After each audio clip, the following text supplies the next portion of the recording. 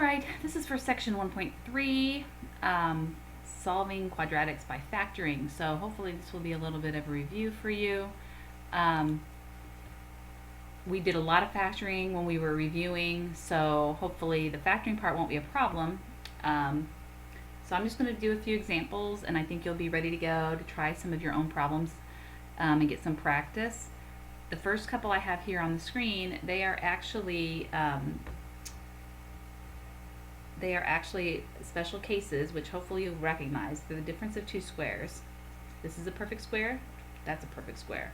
So if you remember way back from algebra, that to factor these, you basically have two binomials.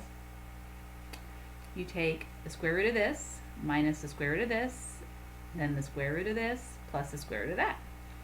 Once you have that, all you have to do is solve these two equations, because if this right here is 0, it doesn't matter what this is, the whole thing is 0, okay? If this part is 0, it doesn't matter what this is, because when you multiply anything by 0, it's 0. So to do this, you need to solve this equation. And the answer can also be this. Oops, sorry, skipped a step. So x can be 5 or x can be negative 5. Same deal over here. We actually have the difference of two squares as well. 9 is a perfect square, so is x squared, and 100 is a perfect square. So you take the square root of this, which would be 3x. That goes there, that goes there. We have a plus, we have a minus. Square root of this, 10. Square root of that, 10, equals 0. And keep in mind that, remember, if you FOIL this out, you're going to get this, and the reason you have the positive and the negative here is those inners and outers will cancel out. Alright, now we're going to set each of these factors equal to 0 and solve. So here's the first one. So 3x equals negative 10. I'm subtracting 10 from both sides. I divide both sides by 3, so I get x equals negative 10 thirds.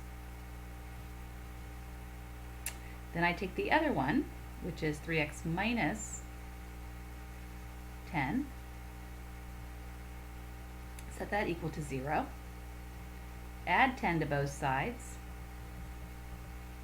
we get 3x equals 10, so x will equal positive 10 thirds, and those are your two answers for those.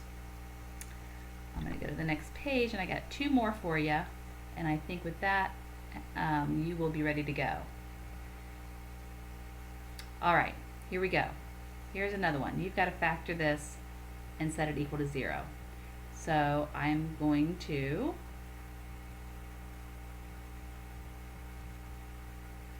go back to my reverse FOIL method, which we did a whole bunch of these last week. Look at factors of 28. We got 4 and 7, 1 and 28, 2 and 14. I'm going to try 4 and 7. Because they're the smallest and they're easier, and I think it's going to work. Okay, this is negative, so one of these signs has to be positive and one has to be negative. This is positive, so I believe this is going to have to be positive and this is going to have to be negative. So if I check my inners and outers, negative 4x, positive 7x, when you combine a negative 4x and a positive 7x, you do get a 3x, so I do have the correct factors there. So next I'm going to set x minus 4 equal to 0, or we could also have x plus 7 equals 0. These are two different solutions to my quadratic. So x can be 4 or x can be negative 7, and those are the two solutions to the problem. One more for you. I'm going to factor this one, set it equal to 0. Looking at this number here, Factors of 4 are 2 and 2 and 4 and 1. I'm going to use 2 and 2 because I'm pretty sure I can get that negative 4 in the between. This is a positive, so both these have to be either negative or positive. Since this is negative, both of these signs have to be negative. So what I have here is a perfect square trinomial. If you didn't recognize that, that's fine, no big deal. Just factor it like normal. What's nice here is I only have to solve one of these. These are the same thing. X minus 2 equals 0. So x can be 2, and that's all x can be is 2. Okay? There's only one answer here. Where with these, there were 2 answers.